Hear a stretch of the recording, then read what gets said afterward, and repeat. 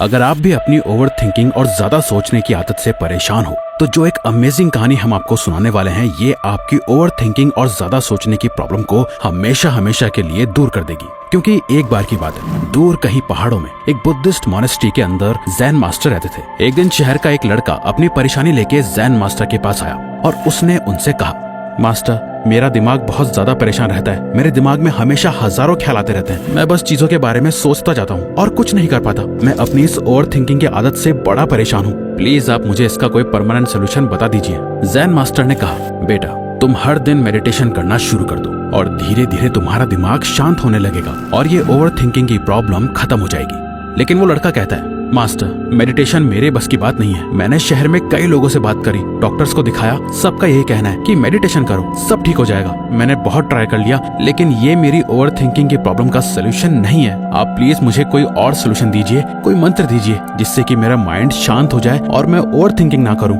Jain master उसकी बात सुनते रहे और कहा, ठीक है बेटा परेशान मत हो, मैं तुम्हें एक ऐसा मंत्र देता हूँ जिससे तुम ओवर थिंकिंग नहीं करोगे। जैन मास्टर ने उस आदमी के कान में एक मंत्र कहा और बोले, बेटा हर दिन बैठ के ये मंत्र पढ़ते रहना, इससे तुम एकदम शांत फील करोगे। ये सुनकर लड़का बहुत खुश हुआ। मास्टर को थैंक्स बोल के वो वहाँ से जाने लगा। तभी जैन मास्टर ने उसे बुलाया और कहा, सुनो बेटा बस एक बात याद रखना, इस मंत्र को पढ़ते हुए बंदर के बारे में मत सोचना वरना ये मंत्र काम नहीं करेगा। वो लड़का कंफ्यूज हो जाता है। वो कहता है, मास्टर बंदर से मेरा क्या लेना देना, भला मैं क्यों बंदर के बारे में सोचूंगा। जैन मास्टर कहते हैं, हाँ तो अच्छा है, तुम्हारा बंदर से कोई लेना देना नहीं है, तुम मत सोचना बंदर के बारे में। ये बात सुनकर वो लड़का वापस अपने शहर चला जाता है और जैन मास्टर के दिए हुए मंत्र को पढ़ने बैठता है। पढ़ते पढ़ते उसे जैन मास्टर की वो बात याद आती है, बंदर के बारे में मत सोचना वरना ये मंत्र काम नहीं करेगा। इसके बाद उसके दिमाग में बंदर की इमेजेस आने लगती हैं। वो बहुत कोशिश करता है और बंदर के थॉट्स को इग्नोर करने का ट्राई करता है, लेकिन वो जितना ज्यादा बंदर के बारे में सोचना इग्नोर कर रहा होता है उसे उतना ही ज्यादा बंदर दिखाई देने लगता है। वो मंत्र को जोर जोर से चिल्लाने लगता है और थोड़ी ही देर बाद उसके दिमाग में बंदर ही बंदर घूम रहे होते हैं। वो थोड़ा ब्रेक लेता है और अगले दिन फ्रेश होकर प्रैक्टिस करने बैठता है। जैसे ही वो आंखें बंद करता है उसे फिर बंदर दिखाई देने लगता है। वो धीरे धीरे पागल होने लगता है। उसे रात को सोते हुए दिन में हर जगह बंदर दिख रहे होते हैं। वो परेशान होकर अगले ही दिन वापस मॉनेस्ट्री में जाता है और जैन मास्टर से मिलता है। मास्टर ये कैसा मंत्र दिया है, कल तक तो मैंने कभी बंदर के बारे में सोचा भी नहीं था और अब मेरे दिमाग में से बंदर जाने का नाम ही नहीं ले रहे हैं, मैं क्या करूं।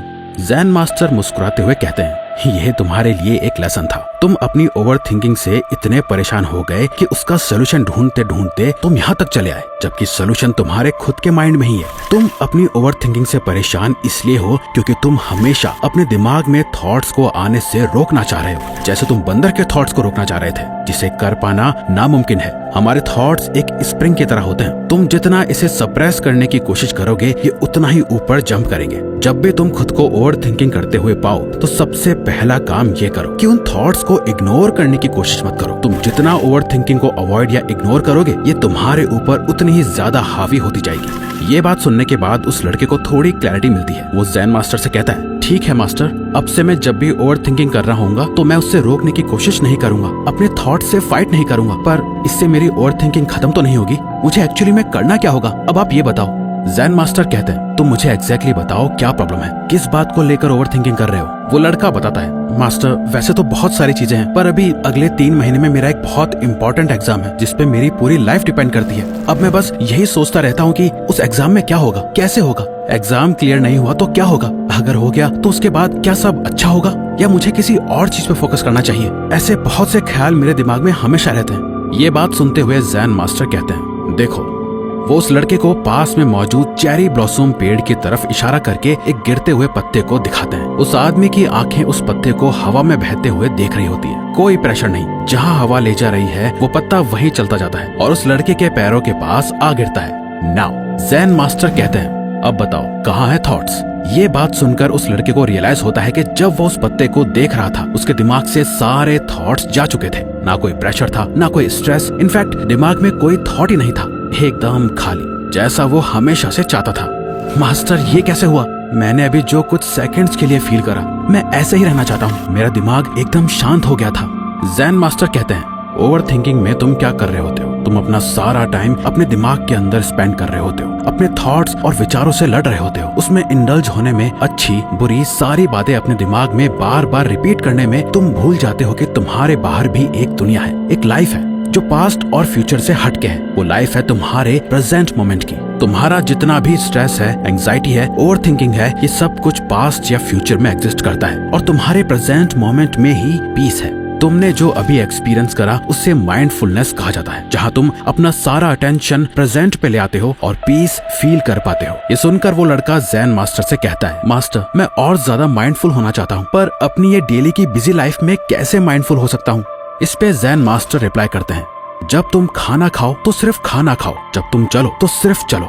वो लड़का कहता है, पर मास्टर मैं ये काम तो रोज करता हूँ। ज़ेन मास्टर स्माइल करते हैं और कहते हैं, नहीं, जब तुम खा रहे होते हो तो कुछ सोच रहे होते हो, जब तुम चल रहे होते हो तो तुम्हारे दिमाग में भी कई चीजें चल रही होती हैं। जब तुम अपनी डेली लाइफ के इन छोटे मोटे मोमेंट्स में प्रेजेंट में रहना सीख जाओगे तो माइंडफुलनेस तुम्हारी लाइफ का एक पार्ट बन जाएगा। अब तुम वापस अपने घर जाओ और मैंने तुम्हें जो बताया है इसे 21 दिन तक प्रैक्टिस करो। अपने माइंड को प्रिपेयर करो और 22वें दिन मुझसे वापस आके मिलो, जहाँ मैं तुम्हें एक आखिरी लेसन दूंगा जो तुम्हारी ओवर थिंकिंग को जड़ से खत्म कर देगा।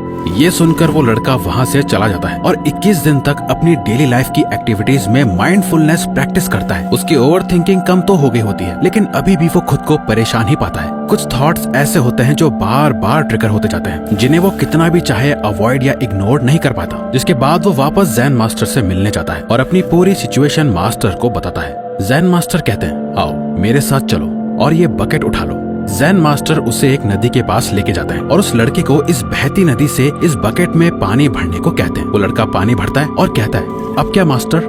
ज़ेन मास्टर कहते हैं, अब मैं चाहता हूँ कि तुम इस बाल्टी में पानी को देख के इस नदी को समझने की कोशिश करो और जब समझ जाओ तो मुझे बताना कि तुम्हें क्या मिला। वो लड़का पानी को काफी देर तक घूरता है, इस पानी को नदी से कनेक्ट करने की हर तरह से कोशिश करता है। सोचता है कि मास्टर उसे क्या समझाना चाह रहे हैं। बहुत सोचने समझने के बाद वो एक नतीजे पे आता है और ज़ेन मास्टर से कहता है, ये नदी एक बहते हुए पानी की लहर है जो कहीं ना कहीं जाके मिलती है, पर क्योंकि बकेट में जो पानी है वो इस लहर का पार्ट नहीं है तो ये नदी से भी अलग हो चुका है।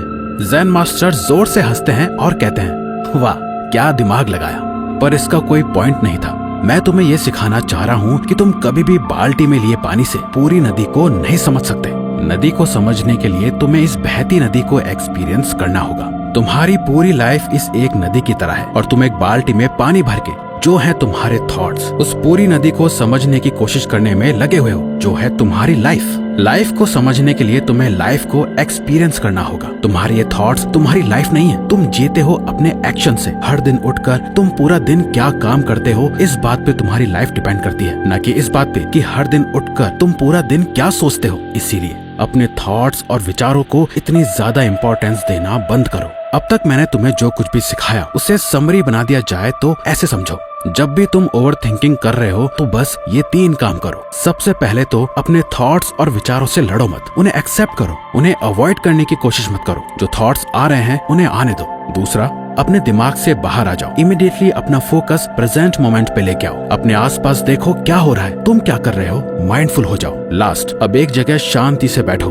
एक पेन पेपर निकालो और खुद से कहो, ओके अब ये जो भी चीज है, जो भी प्रॉब्लम है जिस वजह से मैं ओवर थिंक कर रहा हूँ, इसे मैं अच्छे से सॉल्व करता हूँ। उस पेपर पे एकदम क्लैरिटी के साथ एक एक चीज लिखो। जो चीज इतनी ओवर थिंकिंग पैदा कर रही है, क्या ये एक ऐसी प्रॉब्लम है जिसे मैं सॉल्व कर सकता हूँ, जो मेरे कंट्रोल में है? अगर हाँ, तो उसका बेस्ट पॉसिबल सोल्यूशन क्या है, इस सब एक पेपर पर लिखो। अगर वो तुम्हारे कंट्रोल में है तो उसे सॉल्व करो। अगर वो तुम्हारे कंट्रोल में नहीं है तो उसके बारे में 1 सेकंड भी मत सोचो और सोचो कि इसका मतलब ये थॉट्स भी मेरे किसी काम की नहीं। जब तुम अपने माइंड को ऐसी क्लैरिटी दे दोगे तो तुम अपनी ओवर थिंकिंग को एकदम जड़ से खत्म करना सीख जाओगे। तो अगर आपको ये वीडियो अच्छी लगी तो वीडियो को लाइक और चैनल को सब्सक्राइब करके हमें सपोर्ट करो और बेल नोटिफिकेशन ऑन कर लीजिएगा ताकि आप आने वाली वीडियोस मिस ना कर पाओ। Thank you for watching.